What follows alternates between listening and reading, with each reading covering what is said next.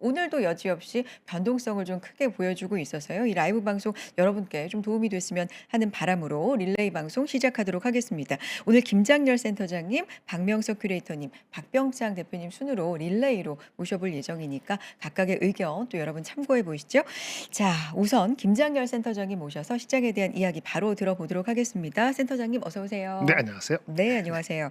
코스피가요, 오늘 네. 사실 8,577선까지 회복을 했었습니다. 네, 맞아요. 네, 그런데 오후 지금 12시 이제 전후로 해서 넘어가면서 네네. 급작스럽게 하락 반전해서 지금 1.06% 하락해서 8,110선까지 지금 음. 내려와 있는 상황이네요. 네네. 무슨 일이 지금 있는 겁니까? 정확히 모르겠어요. 어, 네, 그 지금 아까 점심 못 먹고 여기 1시에 원래 12시에 없었잖아요, 저희가. 그래서 네. 지금 11시에서 이동하는 와중에 볼 때도 마이너스 플러스 2, 3%였기 때문에 요 사이에 나온 게 뭐냐라고 봤을 때 지금 뭐 도는 뉴스가 오피셜 나온 건 없어요. 네. 다만 제가 이제 받은 메시지를 전달해 드리면서 이거에 대한 진위나 아니면 그거에 대해서 잘 상해 증권보 그러니까 중국 쪽에서 나온 기사가 어태치된 걸 제가 받았는데 네. 엔비디아가 첫 번째 제가 베리파이 확인 못해요. 확인 못하고 지금 뭐 이거 1시간도 안 되는 사이에 일어났던 어떤 기사 중에 하나인데 이게 공교롭게 그 시간에 나왔기 때문에 이건가라는 생각을 해보는 겁니다. 엔비디아가 PCB 업체한테 10% 가격 인하를 요구? 퀘션 마크. 몰라요. PCB 업체 시장 관계자는 루머에 과장과 오해가 많다. 이게 제목이에요. PCB 업체에게 뭘 했다고요? 가격 인하를 요구했다고. 가격 인하를 요구했다고요? 예. 그걸 요구했다고 하면서 퀘스천 마크. 네. 그다음에 PCB 업체 관계자 왈 루머에 과장과 오해가 많다. 그러니까 잘 모르겠다는 얘기죠. 아직 확인은 안 됐다. 그런 기사가 정확하지 났어요. 않다. 네. 내기는 중국 PCB 섹터가 급락하는 가운데 공급망을 둘러싼 여러 소문이 시장에서 확산. 그 중에는 그 소문 중에 하나는 엔비디아가 아까 말씀드린 PC 어지 가격 인하를 요구했다. 그 다음에 그 회사 중에서 이게 한문이 헷갈리는데 과기라는 게 걔네들의 그지 회사 이름 날 때 과기가 많이 쓰는데 과학 기술도 아니고 앞에 승홍 과기의 증설이 무슨 문제가 있는 건지 네. 엔비디아의 루빈 GPU 플랫폼 출하를 지연시키고 있다는 내용도 포함되어 있다. 아. 그러니까 숭홍 과학이라는 회사가 있죠. 네. 걔네들이 뭐 증설하기로 했는지 모르지만 이 증설에 무슨 이슈가 생겼는지 이것이 루빈 플랫폼에 출하가 잘 안 되게끔 한다는 내용도 그 루머 중에 하나고 엔비디아가 반대로 PCB 업체들한테 10% 가격 인하를 요구했다는 것도 루머 중에 하나인 것 같아요. 그럼 그 루머가 과장이나 오해가 많다라고 PCB 업계 관계자가 인터뷰를 한 것도 있는 것 같아요. 네. 그겁니다. 그게 상해 증권보라는 것이 나왔고 한문이 아니에요. 중국어로 돼 있는 거를 번역기를 돌리니까 그렇게 나와요. 그게 여기 간단히 점심 먹고 11시 4, 50분에 쉬고 있는데 왜 장이 오르니까 쉬고 있었는데 이게 이거 나오고 나서죠. 제가 받은 게 뭐 실시간으로 5초 만에 받는 건 아니니까 그게 유일한 제가 11시 이후에 받은 뉴스입니다. 갑자기. 그러니까 지금 센터장님도 사실은 이제 확인이 되셨다라는 게 아니라 받은 내용을 좀 전달을 네. 해 주시는 건데 공교롭게도 딱 그 시간에 네. 여기 와서 대기하고 있는 중에 받은 거를 보면서 한 화장실 갔다 딱 보니까 주가가 급락하고 있다. 근데 그게 대부분이 반도체 관련되는 거 아니면 PCB라든지 뭐 이런 거. 그래서 그것 때문인지 하이닉스가 3% 빠지고 이스페타시스도 빠지고 심텍도 빠지고 전기도 빠지고 대도전 빠지고 코리아석유 빠지고 그러면 소부장 다 빠지고 그럼 그 빠지니까 그 바이오만 살아남고 바이오도 빠졌지만 덜 빠지고 나머지는 다 빠지는. 요약해 삼성전자는 보면 그 자사주 매입이라는 게 그쵸. 나와서 아침에 뭐 8% 갔어요, 9% 갔어요. 네. 근데 그것도 지금은 그 고점 대비해서는 한 5, 6%더 빠진 거죠. 음. 네. 지금 말씀해 주신 것처럼 저희가 긴급 라이브고 지속적으로 릴레이 인터뷰를 해볼 거기 때문에 지금 시장 상황을 잠깐 체크를 하면서 또 이야기를 나눠보겠습니다. 잠깐 제 화면 보여주시면 코스피 지수 한번 체크해 볼까요? 이게 0.8% 지금 하락 전환에 있는 상황이고요. 8,136선입니다. 오늘 8,570선까지 회복을 해냈는데 다시금 아래쪽으로 방향을 틀면서 8,100선에 지금 위치해 있는 코스피 확인이 가능합니다. 코스닥도 오늘 상승 탄력 괜찮았거든요. 코스피에 뒤지지 않게 계속해서 2%대까지 상승 유지해 줬었는데 약보합으로 돌아서 있는 상황 890선 지금 기록을 하고 있습니다. 시총 상위 종목들 보면 센터장님 말씀해 주신 것처럼 삼성전자, 삼성전자 우선주, 삼성물산, 삼성바이오로직스 요 정도 빨간불인데 하이닉스 2%대 하락을 비롯해서 전반적으로 하락을 보이고 있는 시총 상위 종목들 지금 눈에 좀 많이 띄는 상황이고요. 코스닥도 보면 비교적 그래도 빨간불이 많이 보이죠. 센터장님 말씀처럼 바이오주가 그래도 굳건하게 알테오젠 8%대 상승을 비롯해서 빨간불 바이오 쪽으로 오늘은 좀 매수세가 몰리는 모습을 보여주고 있어서 코스닥이 상대적으로는 조금 덜 빠지는 모습을 보이고 있다. 이런 부분을 확인을 해볼 수가 있습니다. 그런 가운데 이제 센터장님께서는 엔비디아 쪽에서 PCB 업체에게 가격 인하를 요구했다라는 게 확인은 안 됐지만 어쨌든 도는 이야기로 지금 시장에서 좀 받은 바가 있다라는 말씀을 해주셨고요. 루빈 플랫폼의 지연 이슈도 시장에서는 조금 있는 것 같다. 이것 또한 물론 확인이 필요합니다. 자, 이런 부분까지 확인을 해봤고요. 지금 투자자별 매매 동향 보면 외국인은 오늘도 3조 넘게 팔고 있는데 개인과 기관의 매수세가 코스피에서 지금 받쳐주고 있는 상황이고요. 코스닥에서는 기관의 매수만이 들어오고 있는 상황입니다. 추가적으로 좀 보도록 하죠. 그러면 센터장님 시장 상황 지금 어떻게 봐야 되는지. 왜냐하면 어제 코스피가 9.99 정말 10% 빠졌잖아요. 네네, 그리고 그렇습니다. 오늘 바로 이제 그만큼은 아니지만 어느 정도 되돌림이 있길래 오전장 동안에 좀 안심하셨던 분들 있을 텐데 변동성이 이렇게 나오다 보면 마이크론 실적 발표도 있잖아요. 그 네네. 경계감도 좀 영향을 받고 있는 건지 아니요. 궁금하고 마이크론 그건 경감은 아니에요. 관계 없습니다. 어, 그거는 오늘 미국에서 마이크론이 빠지면서 네. 반영돼 있고 우리가 미리 빠졌기 때문에 마이크론이 빠진 게 우리가 미리 빠져서 선행됐고 걔네가 따라왔다고 보고 그러면은 사실은 그건 관계 없는 거죠. 만약 마이크론 경감이 했으면 아침부터 오르지 못해요. 아침부터 오르지 못합니다. 삼성전자가 자사주 없더라도 하이닉스랑 비슷하게 3~4% 정도 올라가는 정도는 되면은 장이 항상 그래요.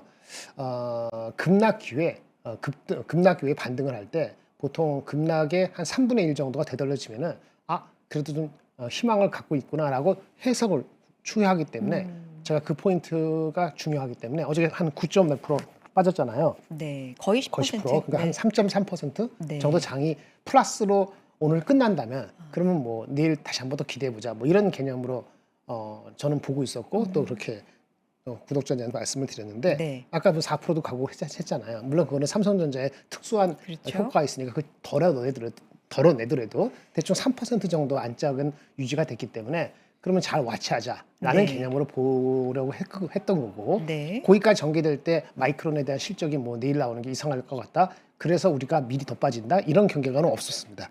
지금도 그 경계감이 새롭게 생각나서 삼성하이닉스가 고점 대비 다시 내려앉는 그렇게 된 거라고 보지는 않는 거죠.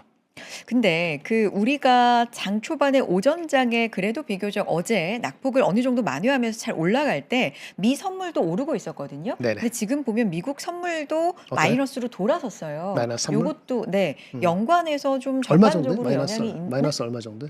지금 미니 S&P는 0.09, 미니 나스닥도 0.09 요 정도입니다. 그거는 의미가 없죠. 그래도 상승하다가 마이너스 0.9도 아니고 했으니까. 0.09는. 그럼 아까 그 루머가 네. 그 루머가 동계 맞다면 그 영향도 좋겠죠. 아까 그 영향. 엔비디아 그 루머 이런 네. 거 이런 얘기가 이슈가 되는 거지. 마이크론 실적 자체가 갑자기 그 미국 잠자고 있는데 튀어나오진 않죠. 이건 아시아발 이슈니까 아시아발 이슈로 인해서 거꾸로 영향을 준 거 아니겠냐 이렇게 추론이 됩니다. 네. 그렇군요. 지금 생방송 저희 어차피 실시간이기 때문에 혹시나 뭐 지금 중에도 실시간으로 확인되는 내용 혹시 있으시면 네네. 바로바로 그냥 예. 전달을 주시고요. 그러면 그렇죠. 마이크론의 영향이 없었다라고 말씀해 주셨는데 왜냐하면 어제 마이크론 주가도 크게 하락을 했기 때문에 그거 경계감 같은 경우 좀 선반영이 된 거다라는 말씀을 해 주셨는데 마이크론의 실적 발표 이후에 네네. 예를 들면 13분기, 네. 뭐 12분기 요 정도의 실적 발표가 있었으면 반 이상은 네. 실적 발표되고 나서 예. 서프라이즈가 나왔음에도 불구하고 직후에는 네. 하락한 적이 많았죠. 많았다라는 게 맞아요. 그렇죠. 지금까지의 그랬던 상황이잖아요. 네, 네, 맞습니다. 요런 게 혹시나 반영이 되는지 어제 물론 반영이 됐어도 뭐 전반적으로 투심이 안 좋으면 지속적으로 영향을 줄 수 있으니까요. 뭐 요런 부분도 좀 궁금해서요. 그건 별로 영향이 없다. 아니 그 주가가 이제 오늘 빠졌으니까 네. 10몇 프로 빠졌으니까 경계감이 반영이 돼 있는 거고 어제 우리가 많이 얘기했지만 미국의 글로벌 리밸런싱 있지 않았습니까? 그거 영향이 이제 하나 크게 있고 리밸런싱 그다음에 마이크론에 대한 경계감이 있어 주가가 미리 올라간 거에 대한 경계감이 있고 그 두 가지가 컸던 거고 우리나라 내부적으로 ETF에 대한 뭐 규제 강화 이런 얘기도 흘러나온 게 있거든요. 그렇죠. 하나하나 말씀드리면 글로벌리 그 제가 이것도 보내드렸는데 글로벌리 우리 그 리밸런스 6월달에 나온다는 거 있잖아요. 그 규모가 얼마냐면은 지금 대략적으로 한 1,700억 달러 정도로 추정되고 있어요. 네. 그러니까 6월 말에 리밸런싱을 해야 되는 물량으로 추정되는 게 한 1,650억 달러로 추정되고 있습니다. 이게 JP 모건이 JP 모건이 추정한 건데 전 세계 연기금, 구프펀드 이렇게 해가지고 전 세계적으로 리밸런싱 해야 되는 규모가 우리나라 돈은 225조. 225조가 6월 지나가기 전에 리밸런싱이 돼야 된다는 얘기예요. 225조가 뭐 어떻게 그러니까 1,650억 달러가 225조인데 네. 1,650억 달러를 예측한 것을 보면은 뭐 미국의 연금 펀드가 550억 달러. 그다음에 일본의 GPIF라는 펀드가 600억 달러. 노르웨이 국부 펀드가 400억 달러. 스위스 국립은행이 250억 달러. 이렇게 추론한 게 있어요. 그래서 총 1,800억 달러인데 일부 중복이 있으니까 빼고 나면 JP모건에서 예상한 거는 최대 1,650억 달러 정도의 순매도 압력이 있을 것이다. 언제? 이번 달 가기 전에. 네. 1,650억 달러는 우리나라 돈으로 한 200조 좀 넘는 금액이고 200조 넘는 규모가 미국 뭐 다른 나라 어딘지 모르지만 하겠죠. 그렇죠. 예. 그것이 미국 시장에 그 하루하루 거래되는 금액으로 따지면은 이게 어느 정도의 포지션이냐면은 이게 대략적으로 미국 시장에서 다 거래된다고 가정하면 그렇진 않겠지만 한 15% 정도 돼요. 하루 거래량에. 하루에 나오진 않겠죠. 그렇죠. 며칠은 나눠서 나오겠죠. 그렇죠. 근데 뭐 한 달 동안 나오는 게 아니잖아요. 그러니까 하루에 뭐 5일 나오면은 한 3% 영향을 미치는 거죠. 그러니까 그게 압력이 될 수 있다는 기사가 어제 밤 오늘 아침에 저는 그때 받았어요. 그런 거 이슈가 계산되는 게 있고요. 그렇죠? 그다음에 아까 마이크론에 대해서는 경계감이 우리 어저께 삼성전자, 하이닉스, 뭐 키옥시아가 많이 빠졌기 때문에 마이크론이 거꾸로 그 영향을 받았겠죠. 그래서 10몇 프로 빠져서 마이크론 실적에 대한 전망이 최근에 높아진 전망을 유지한다고 하면은 PER 개념으로서는 걔네들도 다시 7배 이하로 내려갔어요. 네. 6배 후반, 중반, 후반 정도 되는 것 같아요. 그러니까 우리가 6배를 유지하기가 쉽지가 않죠. 예, 그러니까 어저께 빠진 것이 정당한 거죠. 근데 오늘은 삼성전자가 아까 자사주 매입이라는 좋은 거를 발표했기 때문에 네.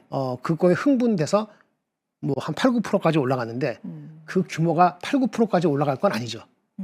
솔직히 얘기할 때. 예, 그러는 것에서 저는 오늘 장을 시작할 때 한 3분의 1만 돌려가면 일단 오늘은 됐다. 내일 보자. 이렇게 본 건데 아까 나온 그 뉴스 영향인지 주가가 지금 빠지고 있다라고 말씀을 드릴 수 있겠습니다. 어쨌든 리밸런싱 그 넘버 한 며칠치 있다. 그리고 국내 같은 경우는 국민연금이 그 규정 바꿨는데 그거 하기 전에 그 오차 있는 거 있잖아요. 그거가 나온다는데 언제 나오는지 정확히 모르지만 이번 달 나올 수도 있다는 거 아니겠어요? 네. 그게 50조인지 50조 한꺼번에 내지는 네, 않겠습니다만 네, 네. 꽤 큰 겁니다. 국민연금. 아니 네. 그거 10분의 1만 해도 5조 나오는 거잖아요. 그렇죠. 지금 미국 시장에서 뭐 저기 이거 220조에서 나눠 갖고 해서 할 때 그것도 한 몇십 조 가지고 짜증 나는데 우리도 그 물량이 나올 수 있다면 짜증 나죠. 네. 그러니까 다 뭐다? 수급. 수급이다. 그리고 또 하나 ETF가 어저께 같은 날도 사실은 삼성전자 하이닉스 봤을 때 뭐 그게 10몇 프로 빠질 정도의 그거냐? 그건 저도 아니라고 보거든요. 펀더멘트 봤을 때 6배, 5배니까. 그런데 빠질 때 더 빠지는 거죠. 네. ETF를 조정을 해야 되잖아요. 하루 끝나기 전에. 또 올라갈 땐 또 추정하잖아요. 추경 매수, 추경 매도. 그래서 ETF, 요놈의 2배 ETF 때문에 시장이 개떡이 됐다.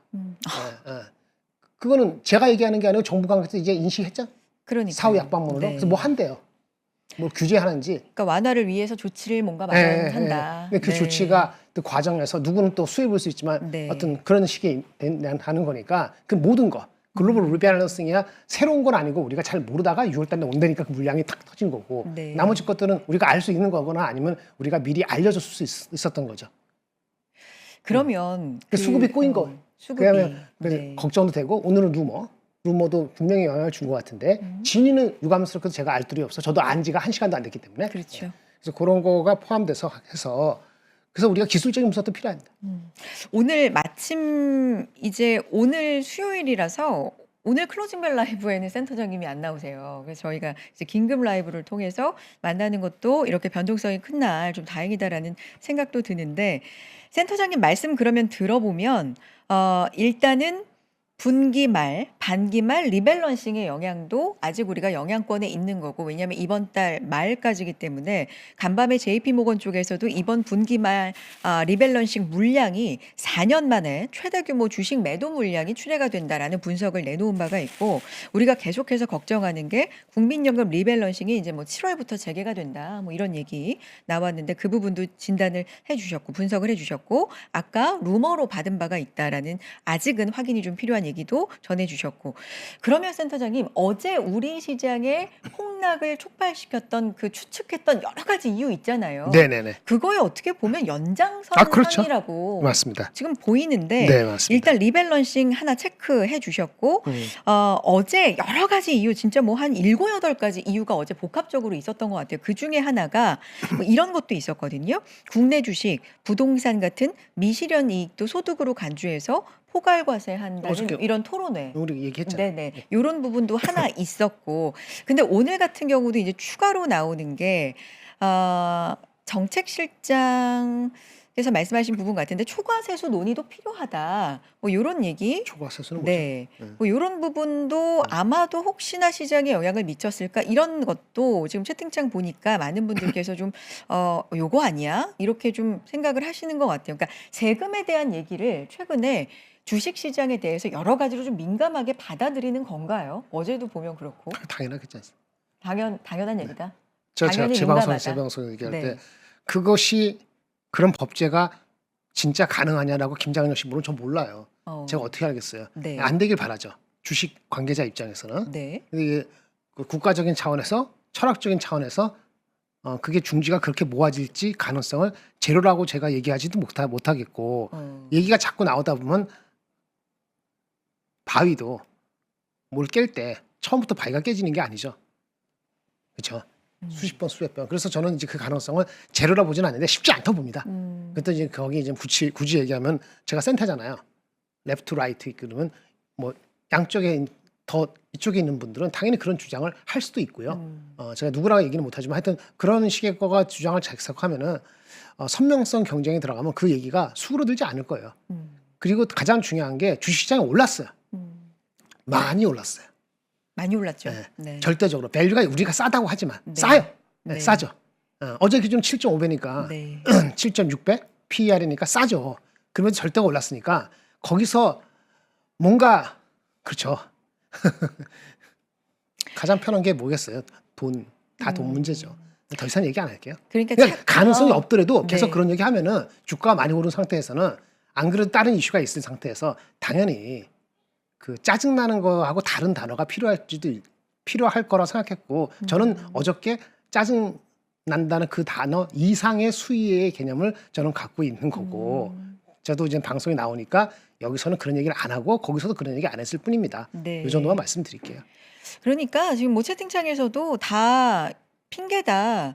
맞아요. 그러니까 왜 정확하게 어제도 마찬가지였고 100% 이것 때문에 요 한 가지 때문에 시장이 그렇게 급락을 했다라는 걸 우리가 찾을 수가 없기 때문에 8, 9가지의 가능성이 있는 이유들을 핑계들을 지금 사실은 찾고 있는 건데 그중에 몇 가지를 우리가 살펴본 거예요. 받으신 뭐 루머 이런 얘기도 했고 수급 얘기도 했고 리밸런싱 얘기도 했고 정책적인 부분도 얘기했고 어제 또 많이 나왔던 게 5월 27일 상장된 이후로 삼전 닉스 이 단일 종목의 레버리지 ETF가 정말 변동성을 키웠다 이런 얘기는 굉장히 또 많이 했고 그 부분도 앞서서 짚어주셨고 또 하나 좀 볼까요? 우리 오늘 아침에 어제부터 물론 반영이 다 된 건데 MSCI 선진지수 관찰국 편입이 불발됐어요. 요거 이제 확정이 된 네. 건데 요거 영향은 뭐 별로 없는 거예요. 없어요. 이건 별로 없다. 이미 뭐 저는 반영이 그렇게 된 거다. 생각해요.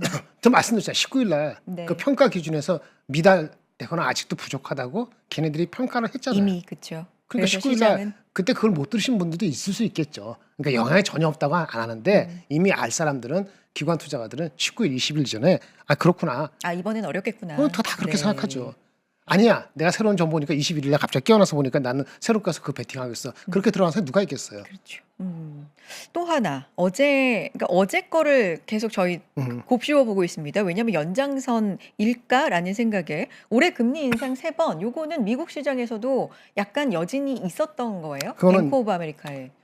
저는 네. 어저께 이건희 대표하고 얘기할 때 뭐 막 다 똑같은 의견은 않지만 그거는 제가 일치했거든요. 예, 그거는 일치했는데 금리 인상되는 거는 케빈 워신하고 FOMC 나왔을 때 점도표가 금리 인상을 2번 이상 한다는 게 그 당시 이미 66%였어요.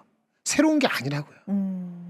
아니 점도표가 우리 18일 날 점도표 찍혔을 때 금리 인상이 2번 이상 합니다. 금리 인상이 한 번 이상이 67%인가 70%가 됐고요. 그 중에서도 금리를 2번 올린다는 거가 30 몇 %였어요. 그러면 이제 금리 3번 가능성을 얘기했잖아요.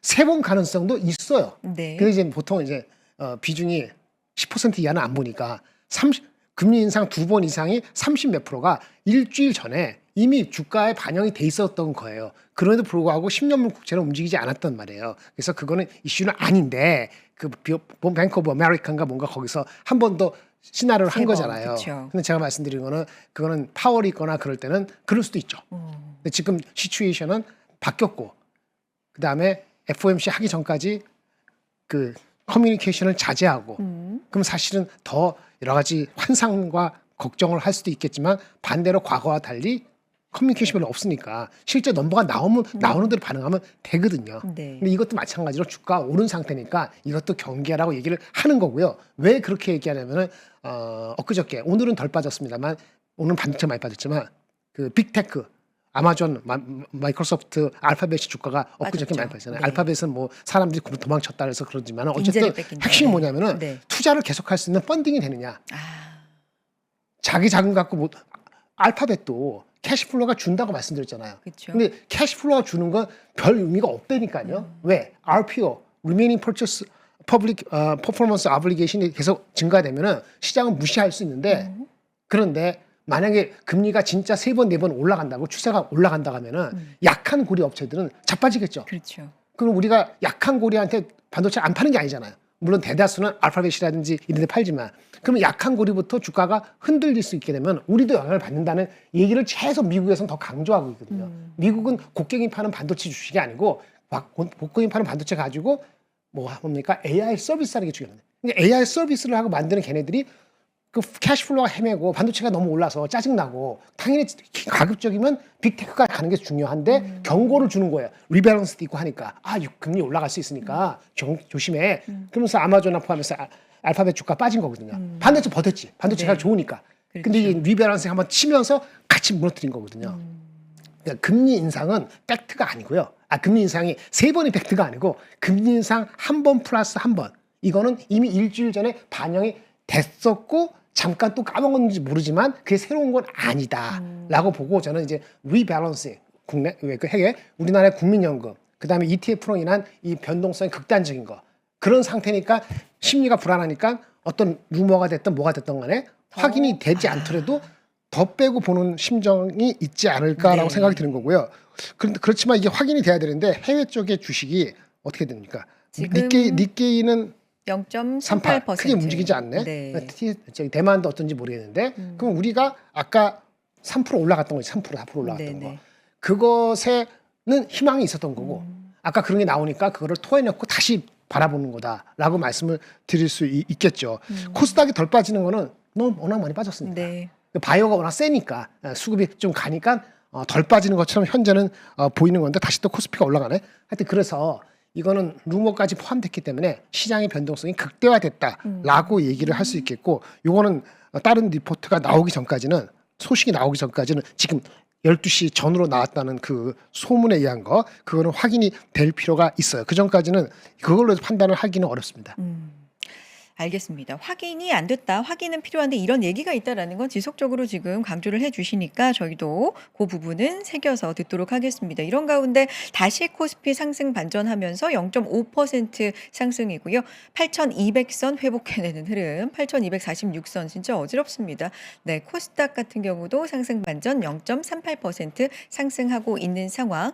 상승 종목 수보다 하락 종목 수가 많은 건 계속해서 우리 시장에서 지금 이어지고 있는 상황이고요. 요 부분이에요. 미국이 사실 어제 좋지 않았죠. 네, 시장이 좋지 않았고 반도체 중심으로 필라델피아 반도체 중심으로도 굉장히 많이 떨어졌습니다. 근데 좀 특징을 보면 센터장님, 네. 미국은 떨어져도 순환매가 확실히 돌더라고요. 네. 그러니까 그 종목 수를 제가 계속 말씀드리는데 상승 종목 수가 더 많아요. 그렇게 하락을 해도. 근데 우리는 어제 같은 경우에 뭐 지수가 10% 가까이 빠지고 정말 엄청난 폭락이었지만 상승 종목 수가 진짜 뭐 50개가 안 되는 그런 시장. 그리고 평소에 지수가 올라가도 워낙에 쏠림이 심하다 보니까 지수가 올라가도 상승 종목 수가 얼마 없거든요. 그러니까 순환매가 진짜 안 된다. 이게 최근에 우리 시장의 특징이 아닐까 싶기는 합니다. 오늘은 맞습니다. 그래도 코스닥 쪽에서 제약바이오 쪽으로 좀 매기가 쏠리긴 하거든요. 이 네네. 부분 혹시 체크 가능할까요? 그건 간단합니다. 네. 많이 빠져서 가는 거예요. 많이 빠져서 네네. 진짜 간단하네요. 뭐 있어요? 어제 오늘 사이에 개별적인 뉴스가 나온 게 있나요? 저는 발견 못했거든요. 네. 네. 어, 그냥 그래서 올라가는 거예요. 물론 소부장에서는 그 약간 뉴스가 있어요. 그러니까 예를 들어서 뭐 펀더멘털이 강한 주식이 따로 있다 이런 얘기를 하고 있거든요. 그런 거는 있는데 아까 그 루머 나오기 전까지는 보통 뭐 전공정 장비 중에서 P자 들어가는 그런 회사라든지 이런 거는 그래도 펀더멘털이 강하다는 공감대가 빠르게 형성되고 있는 것들이 있거든요. 그런 것들은 어차피 주가가 안정화되면 다시 갈 주식이에요. 그리고 바이오는 워낙 많이 빠졌으니까 네. 올라가는 게 뭐 그렇다고 이게 10% 올라가는 게 정당하냐? 3%에서 이건 모르지만은 그동안 빠진 게 있으니까 이게 가는 거고요. 특히 코스피가 만약에 계속 간다기에는 부담이 좀 되면은 내일 마이크론 실적 나올 때까지 확인하고 가겠다 하면은 최소한 어저께 많이 빠지고 오늘 올라올 때 코스닥이 코스피보다 뒤처지지는 않을 수도 있다. 이런 공감대가 있을 수 있는 거죠. 네. 그런 정도의 센티먼트 차이라고 보시면 될 것 같습니다. 그런 이슈가 있긴 있었어요. 간밤에 미국 시장에서 뭐 예를 들면 미국 상무부 쪽에서 중국 로봇에 대해서 좀 더 검사를 하겠다, 관리를 하겠다, 규제를 하겠다, 뭐 이런 얘기들, 너무나 불공정한 걸 받고 있는 거 아니냐, 뭐 이런 얘기들 있으니까 로봇 쪽으로도 한국이 수혜를 받을까? 그리고 제약바이오 쪽으로도 중국을 또 겨냥해서 조금 더 제도를 개선하겠다라는 얘기가 미국에서 있었기 때문에 네네. 오늘 사실 제약바이오 로봇 우리한테 움직이는 게 뭐 그런 개별일 수도 있지 않나? 뭐 그런 것도 그런 생각도 있을 수 있죠. 있고 네네. 그 정도. 센터장님 생각이 너무 많이 빠진 게 또 네네. 제약바이오기도 하고 핵심이 그거에 네. 너무 많이 빠져서 그래요. 그 지금은 기술적으로 접근하는 그런 분위기라고 보시면 될 것 같아요. 사실은 관계없이 외국인은 안 사요. 그러니까요. 그건 제가 말씀드렸잖아요. 우리는 그렇게 논리적으로 하지만은 미국에서는 빅테크가 안 가면은 반도체도 결국은 이게 고공행진하는 마진이 지속될까라는 걱정을 기본적으로 갖고 있어요. 우리보다는 한 차원 높게. 그래서 주가 올라갈 때마다 계속 누르는 거예요. 미국 내 마이크론도 마찬가지예요. 근데 걔네들도 제어를 못하는 게 있죠. 그 미국 내 샌디스크 마이크론 맞자 얼마 안 되는 주식이라고. 근데 우리는 이게 우리 목숨이란 말이에요. 맞아. 그러니까 느낌이 다른 거고 네. 걔네는 마이크론 뭐 안 가면 그만이지 뭐. 빅테크 넘버 탑 5, 6가 훨씬 중요하죠. 예. 그러니까 그게는 음모론이 아니고 그 반도체가 그렇게 계속 유지될 수 있어? 얘가 투자 못하면 이 생각을 계속 돌리고 있기 때문에 그 자금에 의해서 리밸런스하면 그런 노력이 있기 때문에 우리는 느낌이 그런 걸 믿고 싶지 않지만은 걔네가 계속 그렇게 돌리면 우리는 중간에 노이즈를 계속 받아야 돼요. 그걸 안다면 우리가 높게 사지 말고 빠질 때 사야 되는. 빠질 때. 오늘도 4% 올라갔을 때 사는 게 아니고 4%가 정당한가? 이렇게 한번 생각해야 되는 거고. 아까 거꾸로 확 빠질 때 이게 루머가 맞는 거야? 거기서는 안 팔거나 뭐 다른 생각을 해야 되고. 이게 참 어렵죠. 하루에 몇 번 하니까. 근데 어떡해요? 우리 운명이 우리가 개척하는 게 아니고 우리는 제품을 만드는 계층이고 우리 주식에 대한 어떤 그 결정권은 사실 그쪽이 갖고 있다고요. 걔네들이 무브먼트를 하면은 우리도 영향을 받아요. 방법이 없어요. 이게 오늘 4% 끝날지 플러스 4, 마이너스 2% 빠질지 알 도리가 있습니까? 지금 이 순간도 알 수가 없는데 그 루머도 알 수도 없고. 그렇죠. 근데 왜 그 미국, 일본이나 대만이랑 다르냐? 우리는 삼성하이닉스 비중이 너무 커요. 맞아요. 그 이베 ETF가 들어온 지가 한 달도 안 됐어요. 그 적응하는데도 시간 걸리고. 그러네요. 예. 그래서 이런 얘기도 나오죠. 뭐 2배 ETF인지 뭔지 어떤 뭐 할 때 증거금인가? 뭐 그거를 확 높여갖고 투자를 확 억제한다는 이런 루머도 있거든요. ETF에 대해서. 처음부터 그렇게 했었어야지. 그 레버리지 ETF를 어제도 말씀드렸지만 뭐 들어 누워서라도 막았어야 했다라는 그 멘트 자체가 일단은 투자자들 입장에서는 이거 자체가 뭔가 좀 시장에서 파지티브하게 그러니까 긍정적으로 받아들여질 만한 제도가 아니구나. 뭐 이렇게 일단은 심리적으로는 그렇게 작용했을 수도 그러니까 있고. 200원, 300원 네. 안에 그거 하는 해당 종목이 네. 시장에 차지하는 비중이 엄청 많지 않으면은 그렇죠. 상관없어요. 그리고 하다못해 뭐 얘기합니까? 우리 엔비디아 얘기도 엔비디아가 시장에 차지하면 15%입니까? 아니잖아요. 예, 그 다르다고요. 우리나라는 굉장히 작은 마켓이잖아요. 네. 우리가 좌지우지하는 게 아니고 미국 투자가들이 좌지우지되는 부분이 있잖아요. 그러니까 그 임팩트에 대해서 처음부터 돈 먹는 거 생각하지 말고 그것만 생각하지 말고 다른 것도 고려했으면은 그 뭐 아쉬운 점이 뭐 한두 사람이겠습니까만은 이 만시지탄이라 하면은 뭐 처음부터 할 때 그러면 사실은 뭐 다른 종목들 다 2배 ETF 해야지. 물론 거기가 삼성하이닉스가 날아갈 것 같으니까 2배 ETF 먹을 돈에 거기다 빚는 건 맞는데 그걸로 해서 다른 쪽은 피해보는 거 맞는 거 아니에요? 앞으로도 반등할 때 만약 반등하면 삼성전자 하이닉스 하면 또 글로 몰릴 거 뻔한 거 아닙니까? 쏠림. 네. 그럼 다른 쪽이 반등이 셀까요? 아니면 아니죠. 다음 주 발표되는데 우리의 그 저기 예탁금이 여러분들이 예탁금이 계속 들어오지 않으면은 그게 한정적이거나 약간 줄어들면은 그 어디 가겠어요? 네. 네. 그 부동산 들썩이면 또 돈의 무브는 또 멈출 것이고. 그러니까 이렇게 생각하면은 또 한없이 또 헷갈리는 거예요. 근데 한없이 헷갈리는데 버블이 아니다. 이게 경로가 이탈되지 않았다고 얘기하는 거는 밸류가 싸기 때문에 그러는 거예요. 이게 만약에 7,200, 제가 7,200, 9,500을 이번 달에 가능성 있는 거를 제기했었는데 네. 9,300까지가 밀렸습니다만은 7,200 가면은 PR이 7배가 안 돼요. 그러면 우리가 그 저기 어디지? 그 위기 있을 때 그때보다 더 낮은 거거든요. 네. 그러니까 사실상 매크로하고 뭐 저기 아까 그 우리 버블 이런 게 확 하지 않나. 사실은 그런 레벨까지 가는 건 굉장히 어려운 거거든요. 네. 근데 거꾸로 얼마 전까지 9,300까지 갔잖아요. 네. 근데 사실 리밸런싱이고 아까 그런 여러 가지 모순적인 거 이런 거를 조금은 뭐 이렇게 좀 이렇게 해놓고 간 거 아니에요. 그러니까 어떻게 보면 포머가 온 상태였죠. 그러니까 그렇게 생각하면 또 조정을 받고 가야 되는 것이 건강상으로 좋다라고 어거지로 얘기를 할 수 있는 건데 뭐 건강상 좋아도 안 받고 하면 좋은데 이런 이유로 받고 가는 건 갖고 계신 분들 입장에서는 짜증나는 거죠. 근데 오늘은 여느 때하고는 물론 지금도 시장의 변동성은 계속됩니다. 코스피가 아까 하락 반전했었잖아요. 어느새 1%대 상승폭을 확대시켜 나가서 지금 8,289선이고요. 코스닥도 0.8% 상승입니다. 진짜 위아래로 왔다 갔다 정신이 없는 상황이에요. 그런 와중에 미국 선물 쪽도 플러스로 돌아섰고요. 그래서 확실히 미국 선물 쪽하고 연계가 지금 안 된다고는 볼 수 없다. 지금 이렇게 나란히 보시면. 근데 거꾸로 선물이 그럼 왜 마이너스 플러스 될까? 그러게요. 그게 밤 자고 있는데 걔네들이 걔네들만의 뉴스가 나와서 그런 거예요. 헷갈리지 마세요. 자꾸 선물하는데 네. 한국과 지금 아시아에서 돌고 있는 게 영향을 줄 수 있는 거죠. 예. 그렇죠. 그쵸. 근데 이제 네. 미국이 선물을 하는 거는 매크로가 갑자기 아시아도 있으니까 이슈가 네. 되면은 이 영향이 걔네가 먼저 정보를 미국 야간 선물을 보는 사람들이 먼저 움직일 수 있고 우리가 그걸 보면서 한국장을 바라볼 수 있지만은 지금 이슈가 되는 게 전쟁 이슈도 아니잖아요. 네. 순수하게 이게 뭐 오고 리밸런싱 어쩌고 맞아요. 수급이 이런 거잖아요. 그럼 미국 문 닫았어요. 지금 쉬고 있는데 자빠져 자고 있는데 그럼 국내에서 이슈지. 대만에서 이슈는 그런 뉴스가 이게 가짜네. 아까 말한 것처럼 제가 뭐라 그랬어요. 과장과 오해가 있다는 관계자 얘기도 있었다잖아요. 맞아요. 근데 그런 게 있어서 주가가 중국인가 대만에서 급락하고 있다는 거 아니겠어요? 오전에. 그러니까 그럼 그런 게 거꾸로 영향을 주고 서로 간에 주는 거란 말이에요. 그러니까 이거를 너무 일파만파 생각하면 끝이 없어요. 네. 그래서 어디까지 가는 것이 원래부터 맞는 것인가 기본을 천착해야 돼요. 그래서 밸류를 얘기하는 겁니다.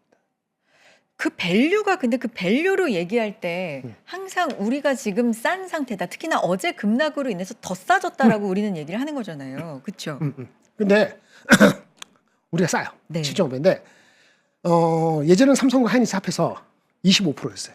지금 모든 더블 2배 이상 커졌거든요. 비중이 50 몇 %죠? 56%가 57, 거의 60, 56, 57. 지난주에. 네. 그러니까 예전에는 제가 한참 할 때는 20몇 %였어요. 삼성과 하이닉스가 중요하다 봤자 30% 넘지 않았단 말이에요. 근데 엄청 커졌잖아요. 그 전세가 똑같이 얘기하고. 그러니까 흥분하는 정도하고 밸류가 아주 중요하지. 그러니까 만약에 마이크론이 지금 어저께 급락해서 7배가 안 되거든요. 내년 기준으로. 그러면은 우리가 만약에 6.8이면 싸야 안 싸요? 싸죠. 뭐가 싸요? 아. 마이크론이 7배가 안 되고 6.9면은 우리가 싸냐고. 그렇게 그러니까 싸다는 비교하면, 것이 두 가지 다른 측면이 있다고요. 그게 계속 말씀을 드려도 그걸 자꾸 무시하는 것 같아요. 그럼 삼성전자 하이닉스 무조건 10배. 자꾸 그런 소리 하지 말라니까.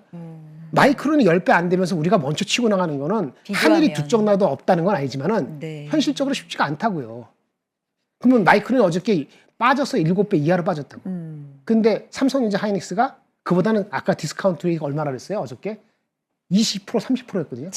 어저께 20% 30%였어요. 네. 뭐죠? 마이크론이 끝나기 전에 마이크론 10몇 프로 빠지기 전에 삼성과 하이닉스가 어제 종가 기준으로 20% 30% 밸류에이션 상으로 쌌어요. 네. 근데 마이크론은 어저께 10% 빠졌어요. 빠졌죠. 그러면 20% 30% 밸류에이션 차이예요? 아니에요. 다시 좁혀졌죠.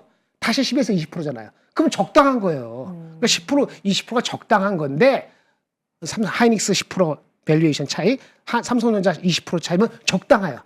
적당하고 내일 맞는 거예요. 내일 만약에 마이크론이 또 10% 올라가면 우리도 고맙고 올라갈 수 있는 건데 이 격차는 10% 20%가 적당하다고.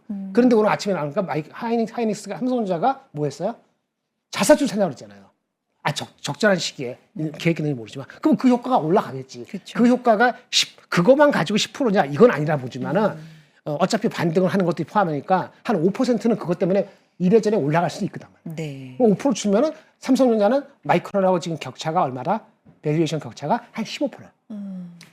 이 정도면 괜찮아요. 네. 근데 하이닉스도 하이닉스가 지금 10%니까 10% 하이닉스 10% 격차, 삼성전자 15% 격차면 과거보다는 확 줄은 거고 내일 어떻게 되냐에 따라 갖고 마이크론 쫓아갈까 말까 이러는 거니까 아까 3% 5% 올라갔을 때 적당했다고요. 마이크론과 비교를 했을 때 그럼 그게 한 것이 마이크론과 비교한 이게 삼성전자 네. 하이닉스가 통이 우리나라 시장의 밸류를 반 이상을 좌지우지하는 거란 말이에요. 그렇게 따지고 다시 보면은 7.6배 수준이 8,200 얼마라는 수준이 그쵸. 얼마나 싸냐 봤을 때 상대적인 밸류도 봐야 된단 말이에요. 우리는 절대적인 밸류를 얘기하는데 예전에 절대적인 밸류 할 때는 옛날에 일권팩 할 때는 삼성전자 하이닉스가 25%고 다른 것들 어닝에 대한 스프레드가 있는 상태였기 때문에 지금하고는 완전히 다른 세상이었기 때문에 솔직히 과거 7.7배를 내려갈 수도 있고요. 다른 쪽 반도체 삼성전자 말고 다른 쪽이 아니라 올라오면은 올라갈 때 더 올라갈 수도 있죠. 2배 TPM. 그러니까 그런 파지티브하고만 보지만 파지티브하지 않고 이렇게 헷갈리기만 하면 또 내려갈 때는 또 무섭게 내려가는 거예요. 그러니까 내려가고 올라가는 게 그냥 장이 5% 마이너스 5%가 너무나 쉽게 내려간다고 생각해야 돼요. 왜? 우리는 우리대로 좋게 보지만 외국은 외국대로 꼬나보는 게 있단 말입니다. 그리고 꼬나보는 거에 핵심이 반이 삼성전자 하이닉스예요. 네. 그러니까 마이크론 실적이 조금만 어떻게 되냐에 따라 갖고 내일도 10% 올라갈 수도 있고요. 마이크론? 대한민국 그럼 어떻게 될까? 우리도 한 6% 올라갈 수 있죠. 네. 봐요. 내일 만에 삼성전자 하이닉스 6% 올라가잖아요. 그 장이 그만 가지고도 얼마 올라간다고? 3, 4%또 올라갈 수 있는 거예요. 그러니까 투톱의 비중이 워낙 높아졌으니까 요거의 움직임만으로도 다른 거 지수는 볼 거 없어요. 네. 지수는 그런 겁니다. 아. 뭐 환율이 변동이라 하지만 환율이 그렇다고 뭐 어차피 새로운 노멀에 어저스트 되기 때문에 환율이 절대적으로 높은 거는 이게 어저스트가 됐어요. 그래서 그게 임팩트는 안 진 거고 아까 미국의 금리 인상도 두 번까지는 사람들이 받아들였기 때문에 실제 세 번을 한다. 이게 됐을 때 가시화됐을 때 임팩트지 그거는 현재로서는 그냥 핑계거리다 이렇게 네. 말씀드리겠습니다. 알겠습니다. 왜 싸다고 말씀을 드렸냐면 이제 글로벌적으로 보면 코스피가 물론 급락전 기준이긴 한데 뭐 한 8배 수준, 7, 8배 이러면 대만이 20배가 되고 가까이 되고 인도도 19배고 그건 다르죠. 독일도 14배고 막 이러면 우리나라 그렇게 비교하면 안 되죠. 어, 그건 비교 기준 자체가 그건 안 되죠. 걔네들 싸운 실력이 있는데 실력이 아니고 그게 있는데 다만 우리가 ROE 측면에서 대만보다 많이 안 뒤져요. 이제는 대만이 한 25%, 우리는 이제 15% 정도 될 수 있기 때문에 네. ROE 측면에서 우리가 짜쳐가면은 그게 나왔을 때 그게 넘버가 그게 10,000 정도예요. 네. 10,000 정도. 그러니까 우리가 안 싸다는 게 아니고 네. 근데 상대적인 밸류는 걔네들도 절대적인 이익 파워가 높아진 측면이 있기 때문에 네. 우리만 리레이팅이 되는 건 아니에요. 그래서 저희가 10배 정도 주면은 10배 좀 10,000에서 11,000이에요. 우리 PE가 10배에서 11배, 10배 정도는 10,000에서 11,000이에요. 그러니까 10배 가는 게 그렇게 아주 편한 건 아니다. 근데 네. 충분히 가범직하다. 10배라면 돼도 아마 그렇게 되더라도 아마도 PBR로 따지면 대만보다 할인율이 여전히 한 30% 이상은 있을걸요. 근데 물론 과거에 한 50%보다는 줄어드는 거죠. 그럼 우리가 대만보다 30% 이상 줄어드는 게 맞느냐, 20%냐 이거는 알기가 되지만은 그런데 그거는 이제 여러 가지 악기 길어지는 거니까 네. 아까 말한 것처럼 우리는 마이크론하고 샌디스 관련되고 여기도 악기 많을 겁니다. 왜 샌디스보다 우리가 더 잘하는데 마이크론 높은데 우리나라 회사가 아니라니까. 아니 거기는 한국 회사가 아니에요. 샌디스크 마이크론이 대한민국 오면 그렇게 밸류 받을 것 같아요? 그걸 인정을 해야죠. 그러니까 우리는 마이크론하고 똑같이 가는 걸 목표로 하고 어저께 그저께까지 마이크론 하이닉스가 비슷하게 갈 뻔했었어요. 근데 확 떨어졌고 여전히 10몇 %인데 맞아요. 많이 좁혔어요. 네. 그래서 대등하게 가려는 노력 중이니까 방향성은 옳다. 근데 걔네가 10배도 안 가는데 우리가 12배 간다? 이런 일은 여간해서 어렵다라는 걸 현실로 받아들여야죠.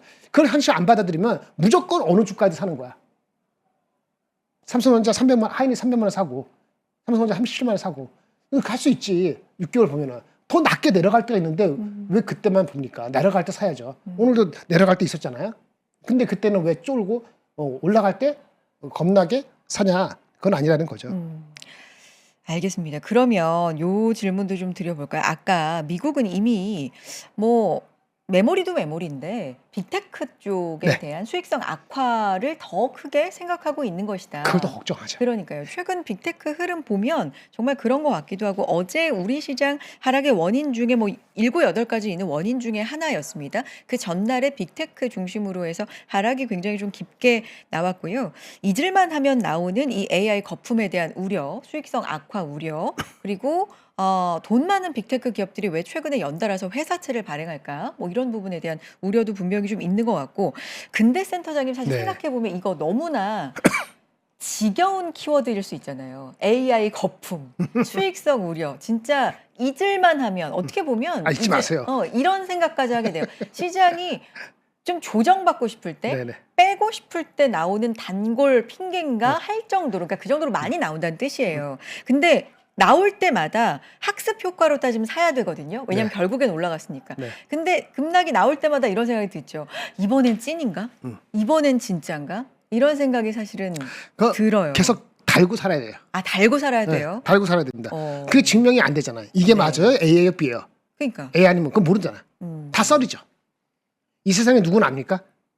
아무도 모르죠. 네. 그러니까 미래가 좋게 브라이트 퓨처이기 때문에 투자를 한다. 알파벳 얘기입니다. 그런데 내가 그 유상증자 하더라도 돈 대줄 사람 많은데 괜히 이자 주고 사채 안 하는 게 낫잖아요. 걔네 입장에서는.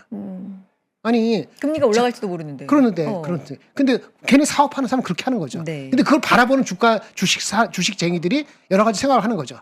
그러면 알파벳이 그렇게 가는데 시장이 좋다고 보거나 아니면 자기네들이 1등 할 수 있으니까 내 돈도 있지만은 네. 이렇게 해서 캐시플로우 안정적으로 가져가고 그래야지 주주환원 정도 하면서 끌고 가니까 그쵸. 그걸 베스트 옵티마이제이션 해갖고 하겠다는 거잖아요. 그럼 사실은 그 회사를 바라볼 때 펀더멘털 이슈가 되는 거 아니죠.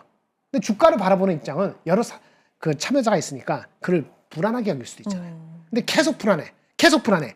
그러면 불안하지 않은데 언제예요? 걔네들이 RPO라는 거, Remaining Performance Obligation, 수주받은 거, 매출 인식 아직 안 한 거. 그 매출이 인식 안 되는 미래가 돼서 할 수 있는 RPO가 계속 증가되면 사람들이 네. 생각을 달리 하겠죠. 그는 매분기 실적 나올 때 그때 다시 또 리마인드가 되겠죠. 우리 4월 말에 좋았잖아요. 그렇죠. 야, 진짜. 그럼 7월 말에 또 그런 거를 기대하는 거죠. 그렇죠. 근데 시간이 가면 갈수록 이제 좁혀져서 결판이 나겠죠. 그게 시간이 아직 더 남았다. 네. 이렇게 보는 거 아니에요? 그러니까 그러면 그게 7월 달, 11월 달, 7월 달, 10월 달, 내년 1월 달 매 분기 계속 있는다. 다만 주가 레벨이 올라오면 올라갈수록 그 경계심은 놓지 않는다. 네. 경계심 놀라면 금리가 내려가야 되는데 금리가 내려갈 수가 없죠. 경기가 좋다면 또 어떻게 금리가 내려갑니까? 경기는 좋고 물가는 높고. 근데 어떻게 금리가 내려가요? 그러니까. 네. 네. 금리를 내릴 수는 없고 금리를 올릴 만한 정황인데도 불구하고 네. 정치적 역학 속에서 금리를 실제 올리는 건 늦춰지지 않겠냐, 이것이 이제 판단이기 때문에 실제 펀더멘털리 그 주가가 영향을 받을 가능성은 없지만 이 센티먼트의 변화는, 센티먼트의 노이즈는 어쩔 수 없이 계속 끌고 간다. 네. 그리고 유감스럽게도 한국의 곡괭이, 마이크론의 곡괭이 파는 거에 대해서 적당한 가격에 팔아야지 이렇게 가격 오르는 게 불편한 사람들이 미국 투자가는 더럽게 많다. 우리 걸 뺏어간다는 게 아니고, 그래서 우리의 그 마진 80 몇 프로, 90%가 2, 3년 계속 될 거라고 낙관만 하면 안 돼요. 이거 볼까요? 이거 잠깐 볼까요? 이거 봅시다. 자료 좀 보여주세요. 삼성전자 리포트가 또 나왔는데 네. 시티증권에서. 시티증권이 원래 목표 주가 50만 원 아니었나? 46만 원이더라고요. 2분기 실적은요 나쁩니다. 72조. 어저께 BNK 77조 기억나세요? 그렇죠. 네, 그 10몇 조 한 거. 여기는 반도체 쪽을 낮췄는지 원래부터도 잡아놨었네. 76조. 그러니까 이거 보너스 이슈 때문에 그렇다. 근데 이게 어떻게 되는지 참 네. 다르니까. 네네. 딱 이렇게 되니까 80조는 안 나오고 생겼네. 네. 70조 돼요. 예. 이거는 중요하지 않아요. 오늘 자산주가 매입하니까. 근데 여기 보면은 여기 보세요. 순이익이 얼마라고요? 300조. 300조? 300조? 내년에 순이익이 얼마야? 312. 성장하는 거예요, 많은 거예요? 성장을 거의 안 하죠. EPS는 비슷한 4%. 네, 4%. 그죠. 제가 말씀드렸잖아요. 올해가 아무리 좋든 뭐하든 2, 30% 성장해야지 주가가 유지된다 그랬잖아요. 그렇죠. 네, 그러니까 내년은 22.5%, 이분 말에 의하면 어제 종가 기준으로 6.8배는 내년까지 성장만 보면 싸요. 무슨 말인지 아시겠죠? 네네. 6, 8배인데 우리가 사이클이 네. 안 나가니까 싼 거 맞는데 어느 순간 시간이 지나가서 진짜 이 28년 넘버가 올라오지 않으면은 네. 주가가 계속 가지 않고 중간에 체크당할 수 있죠. 선반영이니까. 네. 물론 BNK 말한 것처럼 그분은 계속 틀렸는데 네. 내년도에 좋고 내후년도에 반토막 내고 이런 시나리오는 진짜 극악이죠. 네. 근데 CT가 조금 더 리즌을 봤다고 치더라도 만약에 주가가 실적이 내후년 거를 더 치켜 올리지 않으면은 목표 주가가 계속 올라가지는 않을 수도 있어요. 네. 그러면 46만 원 곱하기 0.8, 0.9 어떻게 할 것이냐 생각하셔야 되는 거예요. 그러면 이게 넘버원 주식인지 아닌지 다른 걸 보셔야 된다. 이런 얘기를 하는 거고요. 요거 말씀드리면 왔으니까 하는 건데 주식은요. 오늘 아침에 야간 선물이 마이너스 1%였어요. 네. 그러면 사실은 그 정도는 빠질 수도 있어요. 근데 삼성전자 좋은 게 나와서 빠질 이유가 없어졌죠. 시가총액이 이렇게 되니까. 그래서 플러스로 도는 게 맞고요. 플러스로 도는 게 맞아요. 근데 의미 있게 들려면 통상 급락 후 3분의 1, 3.3% 정도는 올라서 끝나야지 이 회복을 빨리 한다. 네. 이렇게 말씀을 드릴 수 있습니다. 그래서 키 주도주가 되는 걸 보시면 된다라고 말씀을 드릴 수 있겠습니다. 네. 정리해 보면 아까 그러셨잖아요. 지금의 밸류를 무조건 싸다. 이렇게 덥석덥석 사는 거는 조금 경계를 해야 된다라는 논조셨잖아요. 싸다는 개념이 절대적인 게 있고 우리 히스토리컬 그렇죠. 싸다는 게 있고 그다음에 비교 대상과의 무브잖아요. 피어하고. 피어하고 네. 피어 인덱스, 피어 네. 그룹하고 같이 보셔야 된다. 어느 한쪽을 치우치지 말고. 그러면 저런 리포트를 보거나 아니면 목표 주가 나오는 거 보면 와, 더 갈 룸이 훨씬 있는데라고 네. 보면서도 네. 아까 말씀하신 거랑 이제 네. 혼합을 시켜보면 네. 피어하고 대비해서는 지금 덥석덥석 그렇게 살 저 항상 그렇게 가격이 아니네라고 지금 이렇게 항상 짬뽕이 되는 거잖아요. 덥석이 아니고 엄청 빠졌을 때. 사실 엄청 오늘은 빠졌을 때. 오늘은 마이크론이 많이 빠졌고 어저께 우리 빠진 거 반영했기 때문에 네. 오늘은 반등이 맞아요. 어제 많이 빠졌기 때문에 우리 ETF 때문에 반등이 맞는데 과연 얼마나 반등하는 게 맞는 거는 내일 마이크론이 얼마나 올지 모르니까 그 반등의 폭을 눈치를 보는 거죠. 네. 그게 2%일 수도 있고 3%일 수도 있고 5%일 수도 있는데 제가 그 말씀드렸잖아요. 평균 3점 몇 프로면은 오케이 하고 내일 바라보자 이런 네. 얘기였다는 거고 또 하나 지수적인 측면에서는 아까 얼마나 했죠? 우리가 지금 7.7배를 했잖아요. 7.7배. 얼마 전에 그 7,700까지 가고 7,500 뭐 초반까지 갔을 때는 7배가 간당간당한 수도 있잖아요. 보시면 우리 코스피 볼까요? 제가 본 거는 이거 잠깐 볼까요? 미국 기준으로 미국 볼게요. 미국이 오늘 빠졌잖아요. 엔비디아 직전 저점이 10일이었어요. 이거는 엔비디아를 보는 거는 전체적인 AI 센티먼트예요. 그러니까 10일이 바닥이 하나 있고 그 다음에 속스는 16일이 바닥이었어요. 16일 바닥이고 마이크론 샌디스크는 그 다음날 바닥이었어요. 가장 세기 때문에. 가장 센 거는 가장 조정을 많이 받더라도 여전히 저점이 최근 거예요. 옛날 그래서 마이크론 샌디스크는 17일, 속스가 16일, 엔비디아는 요거 반도체만이 아니고 전체적인 빅테크니까 10일. 그 우리나라 코스피의 11일하고 17일 저점을 보면 그 당시 보면은 이 저점은 아니지. 11일 7,700 저점 이거 두 개 연결하면은 평균하면 8,300이에요. 아, 어제 8,250인가? 그쵸. 지금 8,300이 얼마야? 네. 지금 8,300 얼마죠? 지금 주가가요. 한번 볼게요. 코스피가 0.5% 올라서 8,244입니다. 그러니까 이게 네. 중간에 나오잖아요. 아, 그러니까 이걸 기준으로 제가 본 거야. 아, 이 정도 빠질 수 있었네. 그렇죠? 그런데 이렇게 갈까요? 7,700 과하죠. 금리 인상한다. 그 두려움 때문에 빠져서 멀리 갔을 때잖아요. 지금 그거는 이미 인더 프라이스 됐거나 가봐야 된다. 근데 매크로 나머지 거 전쟁이 해결돼 가고 있잖아요. 그럼 그때까지 내려가야 되나? 그래서 제가 봤을 때 11월 수준으로까지의 하락은 과도하다. 그런데 문제는 한국 시장 자체의 쏠림하고 ETF 변동성 이런 게 있기 때문에 주기적으로 아까 말한 것처럼 AI를 둘러싼 노이즈가 우려가 지속적으로 반복. 요거는 미국이나 한국에 똑같죠. 그러니까 대충 10일, 17일 어디 사이에 저점일까라는 그건 맞거든요. 네. 그러면 어저께 빠진 걸로 됐어요. 어제 빠진 걸로 됐다고. 그리고 이제 마이크론 실적이 나오면 되는 거예요. 10% 빠진 걸로. 됐어. 와. 그런데 미국과 관계 없는 게 있죠. 앵커님. 뭐요? 국민연금 리밸런스. 그렇죠. 저건 얼마인지 우리의 몰라. 이슈죠. 네. 그다음에 세제 이게 맞나? 세제 네, 이거 말고 세제. 그거에 대한 우려, 리스크 이거는 어떻게 되냐에 따라서 추가적으로 다른 요인일 수도 있지 않을까? 이걸 어떻게 견뎌 나가는가에 따라서 네. 달라진다는 건데 결론은 내일 마이크론 실적 발표 후 걔네가 7배 이하면 우리도 지금 6배가 맞고요. 지금 주가가 내일 만약에 걔네가 싸다 그럼 걔네 올라가면은 그거의 반 정도 올라간다. 기분 좋으면 한 3분의 2 따라간다. 이렇게 보시면 돼요.